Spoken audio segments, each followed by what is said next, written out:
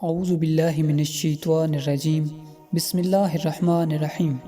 محترم ناظرین، السلام علیکم ورحمۃ اللہ وبرکاتہ۔ اس ویڈیو میں ہم آپ کو حضرت ابراہیم علیہ السلام اور ایک عبادت گزار شخص کا انتہائی ایمان افروز واقعہ سنانے والے ہیں، اس لیے ویڈیو کو سکون کے ساتھ اور آخر تک ضرور دیکھیے گا۔ حضرت ابراہیم علیہ السلام کے زمانے میں ایک عابد تھا۔ وہ جس جزیرے میں عبادت کرتا تھا اس کے اور لوگوں کے درمیان ایک گہرے دریا کا فاصلہ تھا۔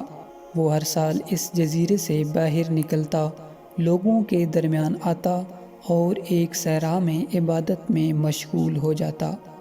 ایک دفعہ اس نے صحرا سے گزرتے ہوئے کچھ بھیڑ بکریاں دیکھیں جو انتہائی خوبصورت تھیں، اور ساتھ ہی ایک نوجوان کو دیکھا جو انہیں چلانے میں مشغول تھا۔ وہ ان بھیڑ بکریوں اور اس جوان کا دیوانہ ہو گیا اور اس جوان کے قریب آ کر کہنے لگا، اے جوان، یہ بھیڑ بکریاں کس کی ہیں؟ اس جوان نے جواب دیا کہ یہ حضرت ابراہیم علیہ السلام کی ملکیت ہے۔ عابد نے پوچھا کہ تم کون ہو؟ جوان نے جواب دیا کہ میں ابراہیم علیہ السلام کا بیٹا ہوں اور میرا نام اسحاق ہے۔ اس عابد جس کا نام ماریہ تھا، اس نے کہا کہ خدایا، میری موت سے قبل مجھے ابراہیم علیہ السلام کی زیارت کرنے کی توفیق عطا فرما۔ اس کے بعد وہ عابد وہاں سے چلا گیا۔ جناب اسحاق علیہ السلام نے اس عابد کا سارا ماجرا اپنے والد گرامی حضرت ابراہیم علیہ السلام کو سنایا۔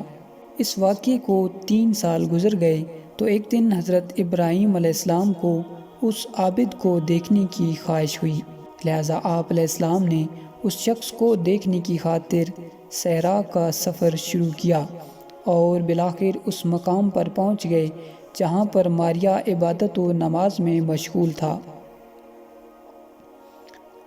آپ علیہ السلام نے اس سے ملاقات کی اور کہا کہ میں چاہتا ہوں کہ تمہارے گھر آؤں اور مشاہدہ کروں کہ تم کیسے زندگی بسر کر رہے ہو۔ ماریہ نے کہا کہ میں 1 سال کے لیے تازہ پھل وغیرہ لے کر خشک کر کے ذخیرہ کر لیتا ہوں اور سال بھر انہی پر گزارا کرتا ہوں۔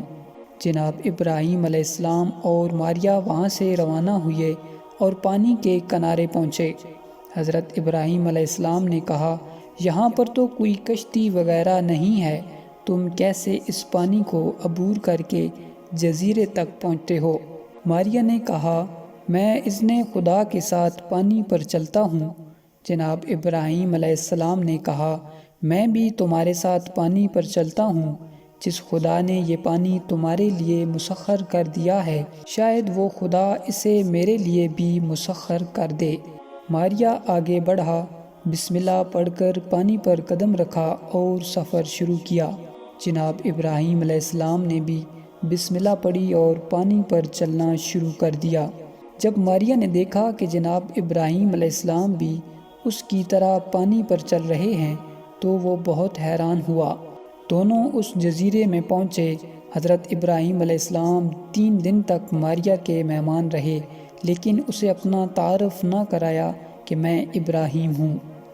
ایک دن حضرت ابراہیم علیہ السلام نے ماریہ سے کہا، تم کتنی خوبصورت اور سرسبز و شاداب جگہ پر رہ رہے ہو، کیا یہ دعا کرو گے کہ خداوند کریم مجھے بھی اس مقام پر سکونت عطا کرے کہ میں بھی تمہارا ہم نشین بن جاؤں؟